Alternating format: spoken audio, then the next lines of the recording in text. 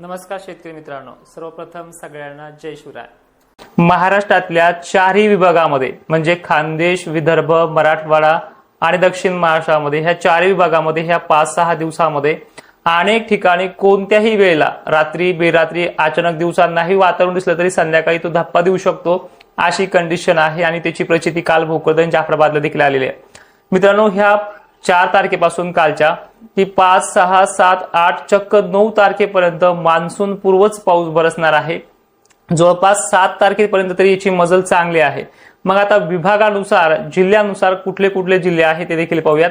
तुमचे काही प्रश्न आहेत धोरण पेरणीबाबत की पेरणीची तारीख कधी आहे, त्याचबरोबर तुम्ही रोज व्हिडिओ टाकतात, काही जण आहेत 1-2 जण, त्याबद्दलही सांगतोय। मित्रा, ज्यावेळेस बखाडी वातावरण होतं त्यावेळेस रोज दुपार सकाळ संध्याकाळ अल निनोचं दुष्काळाचं भाकीत भयानक असं वास्तव्य असणारे मेसेजेस तुम्हाला येत होते। त्याच मेसेजला उत्तर म्हणून धीर देण्याचं काम मी करत होतो आणि ते करतही आहे। आपली अपेक्षाच आहे की आपल्याला रोज व्हिडिओ नको, तर तीही अपेक्षा मी पूर्ण करतो। वाटल्यास 2 दिवसाआड 3 दिवसाआड व्हिडिओ टाकण्याचा प्रयत्न करतो। चिंता करू नका, मला व्ह्यूजची गरज नाहीये, व्ह्यूज माझ्याकडे ऑटोमॅटिक येतात, कारण आपला जे काही प्रभाव आहे गेल्या वर्षीपासून ह्या वर्षीपर्यंत तो चांगलाच आहे। ठीक आहे, तर बघा, आज सुद्धा नांदेड जिल्ह्यामध्ये, परभणी, जालन्यामध्ये, त्याचबरोबर थोडासा खानदेशचा नंदुरबार, शहादा, जळगाव भाग, पश्चिम महाराष्ट्रात अनेक ठिकाणी असा स्थानिक वातावरणाचा पाऊस संध्याकाळपर्यंत दाखल होऊ शकतो। मराठवाड्याची जी काही कंडिशन आहे ह्या 7-8 जिल्ह्यांची ही चांगल्या पद्धतीने आहे। रोज या भागांमध्ये पुढचे 4 ते 5 दिवस भाग बदलत पद्धतीनं पण थोडी व्याप्ती वाढत वाढत हा पाऊस वाढत जाणार आहे। आणि त्याचबरोबर विदर्भाच्या अकोला, अमरावती, चंद्रपूर वगैरे भागामध्ये सगळे भाग तो घेणार नाही एकदम 1 किंवा 2 दिवसामध्ये, पण हळूहळू करत हे भाग घेण्यासाठी वातावरण हे चांगलं पोषक राहिलेलं आहे आणि ते वाढत जाणार आहे, कमी नाही पण वाढत जाईल। त्याचबरोबर छत्रपती संभाजीनगर, अहिल्यानगर, नाशिक क्षेत्रातली परिस्थिती सुद्धा सुधारणार आहे, पण या भागामध्ये सुधारून उपयोग नाहीये। लगेच 8-9 तारखेपासून वारे सुद्धा इथे वाढणार आहे, पण दिलासा मात्र याला एवढा आहे की ह्या 6 ते 7 तारखेदरम्यान इथली व्याप्ती वाढणार आहे। आणि विशेषतः ही माहिती तुम्ही इतरही शेतकऱ्यांपर्यंत पोहोचण्याचं काम करा। 2 वर्षापासून या चॅनलवरती काम करतोय, तर ह्या चॅनलचे 100K सबस्क्रायबर पूर्ण करण्याचे मी आज वैयक्तिक तुम्हाला बोलतो आहे, ते आपल्याला करायचे आहेत।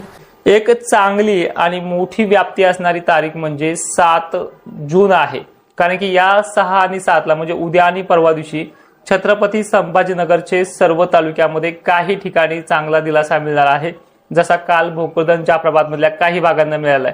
त्याचबरोबर अहिल्यानगरचा समावेश सुद्धा यासाठी पोषक आहे।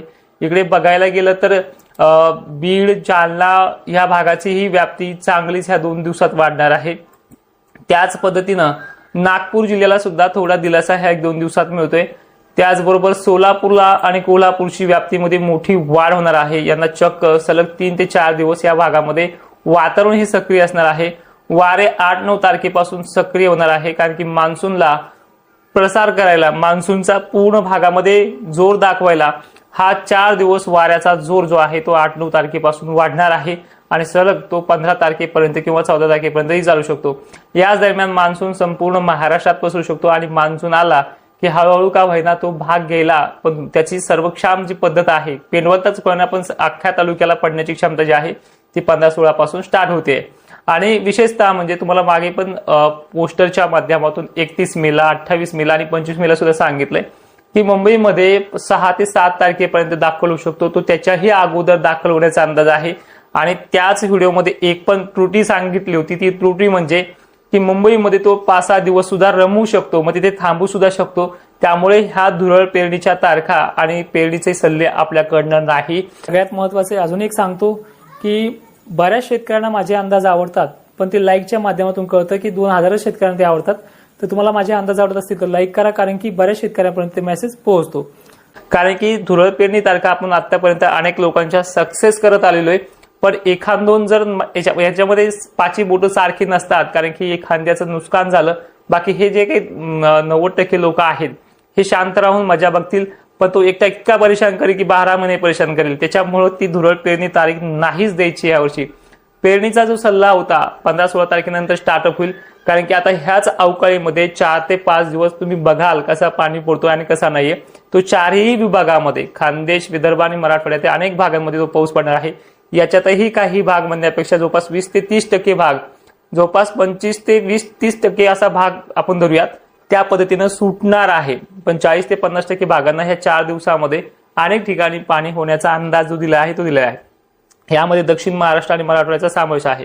आणि सर्वात महत्वाचं, पेरण्या 15-16 पासून तर 22-23 पर्यंत असा त्या पेरणीचा कालावधी असणार आहे.